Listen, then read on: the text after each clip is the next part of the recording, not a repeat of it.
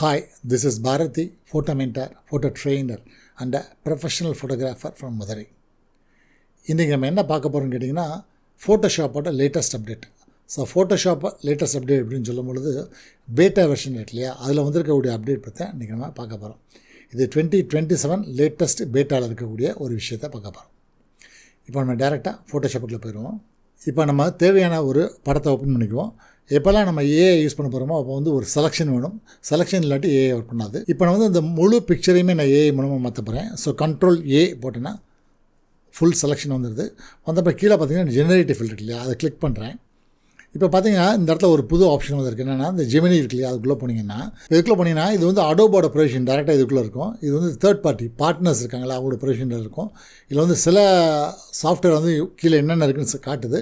சில இதை நீங்கள் ஆன்லைனில் போய் பார்க்குற மாதிரி இருக்குது. பட் விஷயம் என்ன கேட்டிங்கன்னா ரெண்டும் தனித்தனியாக வந்துச்சு.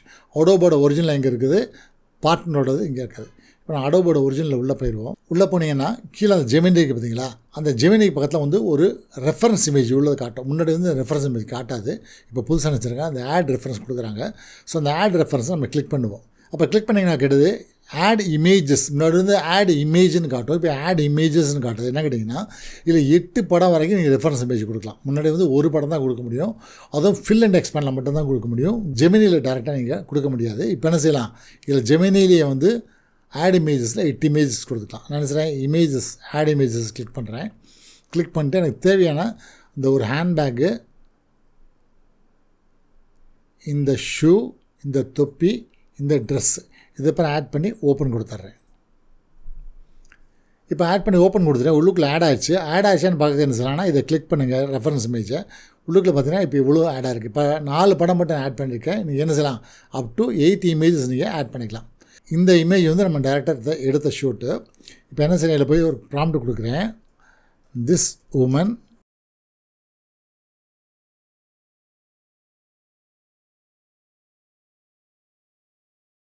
என்ன பண்ணுறேன்னா இந்த ரெஃபரன்ஸில் கொடுத்துருக்கிற அந்த விஷயங்களை அந்த பொண்ணு போட்டிருக்கணும். ஃபேஸையும் போஸையும் சேஞ்ச் பண்ண வேணாம் அப்படி சொல்லிட்டு ஒரு கமெண்ட்டை கொடுத்துருக்கேன். கொடுத்துட்டு அப்படியே ஜென்ரேட் கொடுக்குறேன்.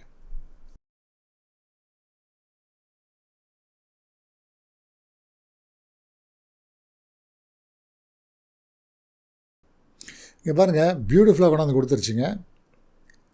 பாருங்கள் இது வந்து பழசு, இது புதுசு. அப்போ நான் ரெஃபரன்ஸ் கொடுத்துருக்கேன். இமேஜ் என்னென்ன கொடுத்துருப்பாங்க, அதே கேப்பு, அதே ட்ரெஸ்ஸு, அதே பேகு, அதே ஷூஸ்.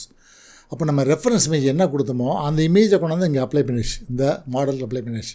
அப்போ பாருங்கள் இது வந்து பழசு, இது வந்து புதுசு. நம்ம வந்து விதவுட் சேஞ்சிங் இது போஸ் அண்ட் ஃபேஸ்ன்னு கொடுத்தனால இல்லை ஃபேஸ்லேயும் கொஞ்சம் கூட மாற்றம் இல்லை, போஸ்ட்லேயும் மாற்றம் இல்லை, ட்ரெஸ்ஸை மட்டும் என்ன பண்ணியிருக்கேன் பக்காவாக சேஞ்ச் பண்ணி கொடுத்துருச்சு. ஒருவேளை உங்களுக்கு பேக்ரவுண்ட் நீங்கள் சேஞ்ச் பண்ணி நினச்சிங்கன்னா என்ன செய்யலாம், இதில் கீழே இருக்குது பார்த்தீங்களா, இது வந்து என்னென்னு கேட்டிங்கன்னா இதில் என்னென்னு கேட்டிங்கன்னா அடோபோட ஸ்டாக் இமேஜஸ் இருக்கும். நம்ம என்ன செய்யலாம், அது உள்ளே போயிட்டு add photos from stock images click பண்ணுங்கள். அப்போது ஒரு டயலாக் பாக்ஸ் வரும். இப்போ என்ன செய்கிறேன், இதில் போய் சர்ச் ஆப்ஷனில் போய்ட்டு என்ன செய்கிறேன், போர்ட்ரேட் பேக்ரவுண்டு அப்படின்னு அடிக்கிறேன். சர்ச் கொடுக்குறேன். இப்போ இவ்வளோ இமேஜஸ் வந்து போர்ட்ரேட் பேக்ரவுண்ட்ஸ் வந்துருக்கு நமக்கு. இது பார்த்திங்களா, இதில் எந்த பேக்ரவுண்ட் உங்களுக்கு ஒத்து வருதோ அந்த பேக்ரவுண்டை நினைச்சலாம் இதை எடுத்து உங்களுக்கு தேவையான இடத்த நீங்கள் யூஸ் பண்ணிக்கலாம். நான் இப்போ வந்து உங்களுக்கு காட்டுறதுக்காக இன்னொரு இமேஜ் ஓப்பன் பண்ணியிருக்கேன். இது வந்து ஒரு எம்டி ஹாலு. இதில் என்ன பண்ண போகிறேன்னா நான் வந்து ஃபர்னிச்சர்ஸ் வச்சா எப்படி இருக்கும் அப்படின்னு பார்க்கறதுக்காக பண்ண போகிறேன். ஸோ இந்த ஆப்ஷன் வந்து ஃபோட்டோகிராஃபர்ஸ்க்கு நிறைய யூஸ் ஆகும், எடிட்டருக்கு யூஸ் ஆகும், ஆர்கிடெக்ட் இருக்காங்களே அவங்களுக்கு நிறைய யூஸ் ஆகும். இப்போ நான் என்ன பண்ண போகிறேன்னு கேட்டிங்கன்னா இந்த பில்டிங், அதாவது இந்த இன்டீரியருக்குள்ளே இந்த ஒரு ஸ்க்ரீன் பிளைண்ட், அதாவது விண்டோ பிளைண்ட் போட போகிறேன். இதை வந்து செவருக்கு பின்னாடி ஒரு டெக்கரேட்டிவ் ஐட்டமாக கொண்டு வர போகிறேன். இந்த இன்டோர் பிளான்ட்டை கொண்டாந்து உள்ளே வைக்க போகிறேன். இந்த டீப்பாய் இருக்குல்ல, அந்த டீப்பாயை கொண்டாந்து உள்ளே வைக்க போகிறேன். இந்த சோஃபா வந்து உள்ளே கொண்டாந்து வைக்க போகிறேன். இவ்வளோ விஷயத்தை எங்கே கொண்டாந்து வைக்க போகிறேன்னா இந்த எம்டியாக இருக்கக்கூடிய இந்த ஹாலில் வைக்க போகிறேன். அப்போ நம்ம இதுக்கு என்ன பண்ணணும், ரொம்ப சிம்பிளுங்க. ஃபஸ்ட்டு கண்ட்ரோல்லையே வந்து செலக்ட் ஆகலை. அப்போ என்ன செய்கிறேன், ஜெனரேட்டிவ் ஃபில் போடுறேன் இல்லையா, ஜெனரேட்டிவ் ஃபில் கிளிக் பண்ணுறேன். ஆட் இமேஜஸ் கேட்குது, அது உள்ளே போயிட்டு ஆட் இமேஜஸில் போயிட்டு நமக்கு என்னென்ன தேவைப்படுது, ஃபஸ்ட்டு ஸ்க்ரீனு, அடுத்த பேக்ரவுண்டில் உள்ள ஆர்ட்டு, ஒரு இன்டோர் பிளான்ட்டு, டீப்பாய், சோஃபா, இவ்வளோத்தையும் அப்படியே ஓப்பன் கொடுத்துட்றேன். இப்போ ஆட் ஆகிடுச்சான்னு பார்க்க நினச்சிக்கலாம் நினச்சலாம். இதை கிளிக் பண்ணிங்கன்னா உள்ளுக்குள்ளே அந்த 5 இமேஜ் ஆட் ஆகிடுச்சு. அடுத்து என்ன பண்ணுறேன், position this interior furniture in appropriate places அப்படின்னு மட்டும் அடிச்சுட்டு ஜென்ரேட் கொடுக்குறேன்.